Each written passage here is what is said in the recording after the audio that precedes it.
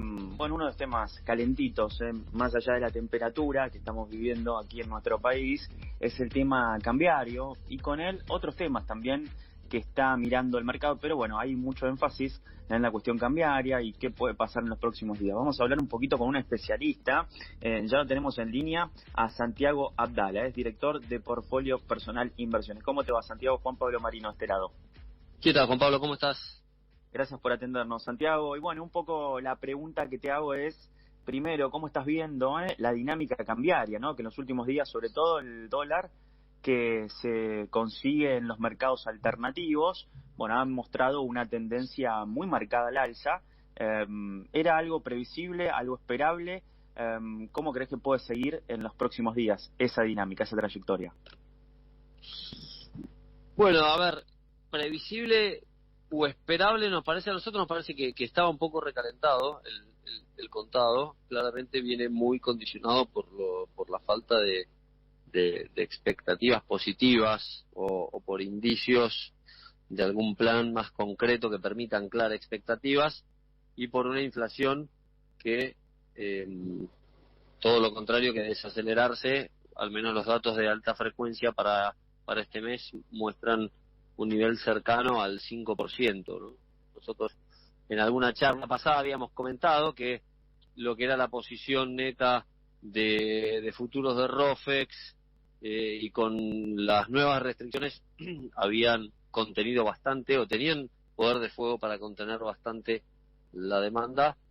Creo que la espiralización de la inflación y la continua emisión, que eran los elementos que podían jugarle en contra al gobierno para que el contado no se siguiera disparando, vinieron a confirmar efectivamente la hipótesis que mayor emisión y mayor inflación con la dosis de incertidumbre que reina sobre un programa económico concreto iban a poder torcer el brazo, y por ahora vemos que esta dinámica sigue en pie. Ahora, Santiago, ¿no se espera en las próximas semanas señales de un programa económico, como tanto reclama el mercado, más allá de alguna novedad que pueda haber en torno a las negociaciones del gobierno con el FMI, que justamente este fin de semana el presidente Alberto Fernández se va a reunir con la titular del Fondo Monetario Internacional, Kristalina Georgieva? ¿Crees que de ahí pueda salir alguna señal de avance en las negociaciones que tranquilice un poquito la cuestión cambiaria, o no alcanza eso? Y de momento pareciera que va a tener sabor a poco por cómo se ve el preámbulo de esa reunión, ¿no? Por las declaraciones del gobierno. Está bien que una cosa son las declaraciones para un público interno y después las negociaciones en concreto. Tendría que ser alguna novedad que rompiera con lo que es si se quiere, el flujo de noticias o de impresiones que hay hasta el momento, que pudiera permitir traer mayor tranquilidad. Pero de momento, con las elecciones a la vuelta de la esquina y sin ver que hay un cambio de disciplina fiscal o de contención de la emisión monetaria, pareciera que al menos la lógica no está por cambiar. Hola Santiago, ¿qué tal? Te saludo acá Roberto Velato, no sé si me escuchás. Te escucho perfecto, Roberto, ¿cómo estás? Perfecto, buenísimo, acá andamos bien. Mirá, te quería preguntar, en los últimos días se habló, yo no sé qué nivel de concreción tiene eso, pero se habló de algún cambio discursivo respecto de las negociaciones con el FMI del ministro Martín Guzmán. ¿Qué análisis podés hacer si es que hay algo ahí que pueda ser novedoso en esta negociación que, bueno, que por ahí viene para un par de semanas más o para largo? Es relativo, la verdad no le asigno particular importancia, de nuevo, porque creo que hay una parte discursiva que puede apuntar más a un público interno, a un posicionamiento político, y en ese sentido tal vez una expresión más dura es más conveniente para el gobierno, pero al mismo tiempo está un poco desdibujada también la figura de quien va llevando adelante las negociaciones con el Fondo Monetario o a qué criterio siguen. Entonces diría que Por el momento no vemos novedades en cuanto al frente de negociación con el Fondo Monetario. No quiere decir que no las vaya a ver, pero las señales que vemos hasta ahora no son señales que den la impresión que vaya a contener la expectativa del mercado. O sea, control de precios para inflación, de nuevo emisión monetaria. Ayer tuvo licitación el Tesoro y renovaron el 83%, si bien terminaron el mes en positivo de financiamiento neto, estamos hablando de un 7% de financiamiento neto por sobre lo que eran los vencimientos del mes, y para lo que viene siendo el gasto que está creciendo no sería suficiente. Entonces, esto da la pauta que se seguirá financiando al menos hasta que haya alguna otra novedad con emisión monetaria, ¿no? Y todo eso obviamente impacta en la expectativa devaluatoria. Santiago, y del frente internacional, que bueno, obviamente seguimos muy de cerca, hoy hablábamos un poquito de la cuestión inflacionaria que está sucediendo en el mundo, algo que es muy natural para nosotros, pero que es novedoso para el mundo, ¿no? En este momento, y eso puede estar vinculado con una suba de tasas en el mundo. Ese proceso, ¿cómo crees que puede impactar en Argentina, digamos, en forma favorable, negativa? Y cómo podemos tratar de capear, ¿no?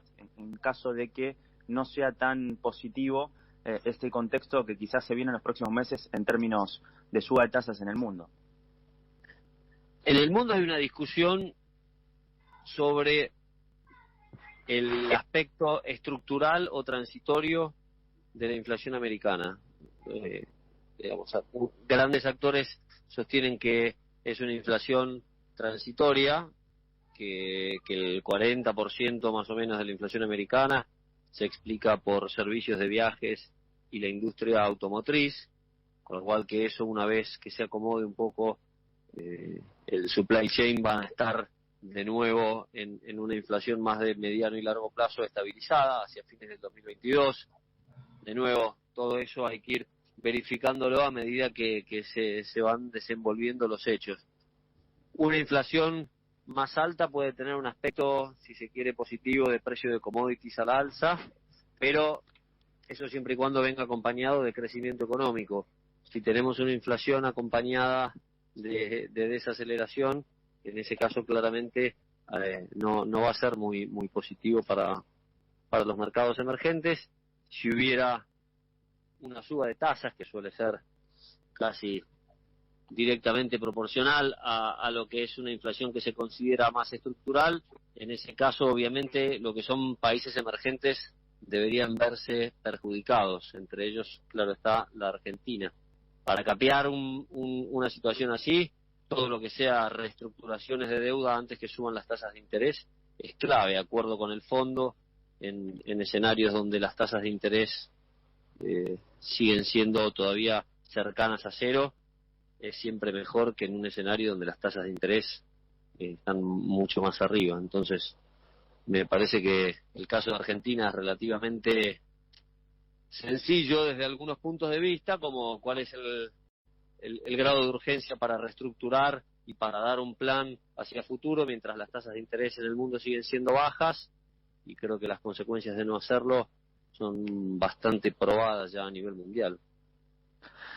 Santiago, te hago la última, muy concreta, y quizás, es para explayarse, pero te pido que lo puedas resumir un poquito. Y te pregunto en concreto lo que ha sido este mes de octubre, en términos de ganadores y perdedores de las inversiones. Sabemos que las acciones subieron, los bonos no sé si tanto, en todo caso vos me dirás.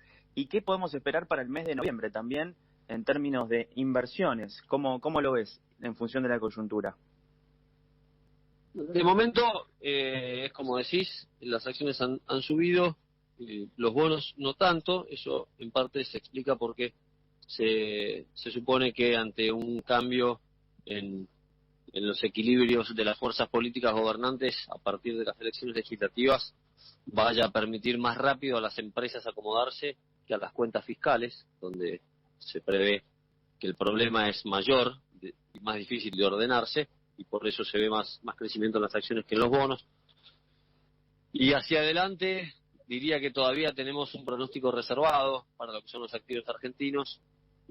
Me parece que es así, las acciones tienen más recorrido, o al menos un recorrido más que podría llegar a ser más rápido en el corto plazo, pero si vamos a conseguir algún escenario o algún camino o perspectiva que permita anclar expectativas de crecimiento económico, inflación y gasto público, creería que tanto en bonos, en dólares, como en acciones argentinas vas a estar bien. Hasta que eso no pase o hasta que no tengamos más claro eso, los inversores hoy se están cubriendo del riesgo devaluatorio con fondos dólar link y del riesgo inflacionario con instrumentos que ajustan por ser. Diría que esas son en pesos son las dos opciones que más vemos, y no hay una que prime mucho sobre la otra, porque ambas tienen algún riesgo, ¿no?, de modificación del ser, o bien que la devaluación implique algún tipo de desdoblamiento donde se pueda llegar a perder la posibilidad de capturar en pesos esa devaluación. La última, y como bonus, sectores de acciones donde veas quizás una mayor recuperación o quizás una recuperación más rápida en el corto plazo, ¿ahí qué me puedes nombrar? Y diría el sector financiero, que suele ser siempre precíclico. Si vamos hacia un ordenamiento de la economía argentina, creo que tienen buenas chances de ser ganadores, y el energético también. Muy bien, Santiago, gracias como siempre por estos minutitos y la continuamos en los próximos programas. Un abrazo y gracias a ustedes por llamar, Juan Pablo. Hablamos con Santiago Abdala, es director de Portfolio Personal Inversiones. Hacemos pausa musical y